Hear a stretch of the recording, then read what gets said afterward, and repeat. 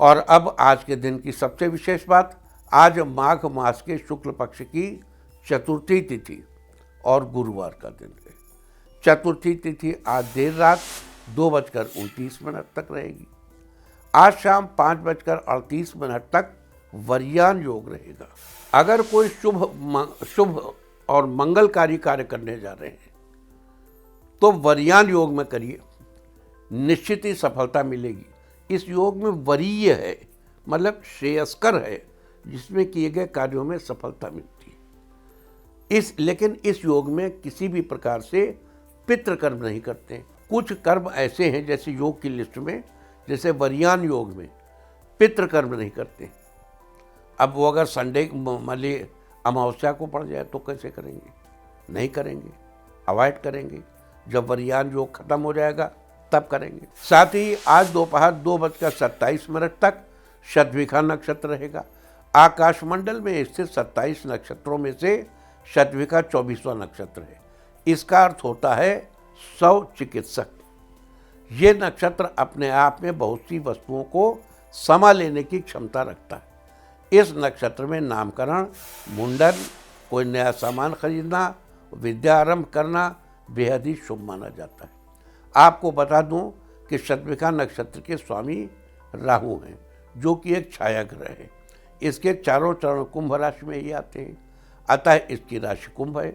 शतभिखा नक्षत्र में जन्म लेने वाले जातक साहसी, सात्विक, जीवन जीने वाले, सदाचारी, धार्मिक, चतुर, रहस्यमय और आत्मविश्वास से भरपूर होते हैं। इसके अलावा शतभिखा नक्षत्र का प्रतीक चिन्ह खाली वृत्त या गोलाकार आकृति को माना जाता है, जबकि पेड़ पौधों में इसका संबंध कदम्ब के पेड़ से बताया गया है।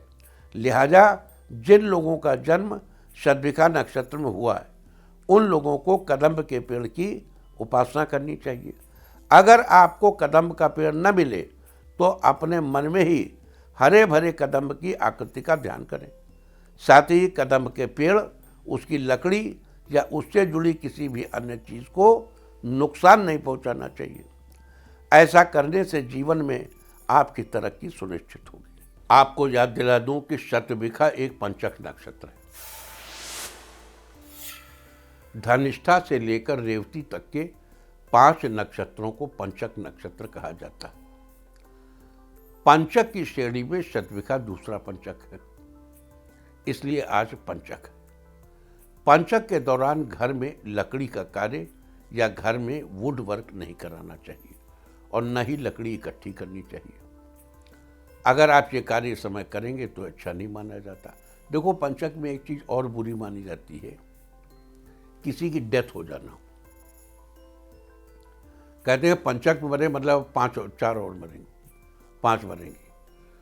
अब ये क्या है हमें नहीं मालूम, लेकिन ये एक परंपरा है। अब जैसे पंचक में लकड़ी का कार्य नहीं करते, लकड़ी काष्ठ तत्व है, हमारी पूर्व दिशा में रहती है, पूर्व दिशा से हम अपनी आयु देखते हैं। उधर देखिए, स्वर्गवास होने की स्थिति भी उसी से देखी जा रही। पंचक में अगर कोई एक व्यक्ति मर जाए तो उसके साथ 4 पुतले और जला दिए जाते हैं, ताकि मान लिया जाए कि पंचक पूरा हो गया। तो इन चीज़ों का ध्यान रखना चाहिए।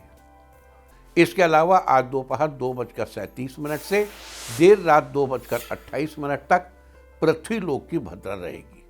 ज्योतिष विज्ञान के अनुसार भद्रा अलग अलग 12 चंद्र राशियों में के अनुसार तीनों लोक, स्वर्ग, पृथ्वी और पाताल में घूमती रहती है। जब चंद्रमा कर्क, सिंह, कुंभ और मीन राशि में होता है, तब भद्रा का वास पृथ्वी लोक पर माना जाता है। आज चंद्रमा का वास कुंभ राशि में है, तो आज पृथ्वी लोक की भद्रा है।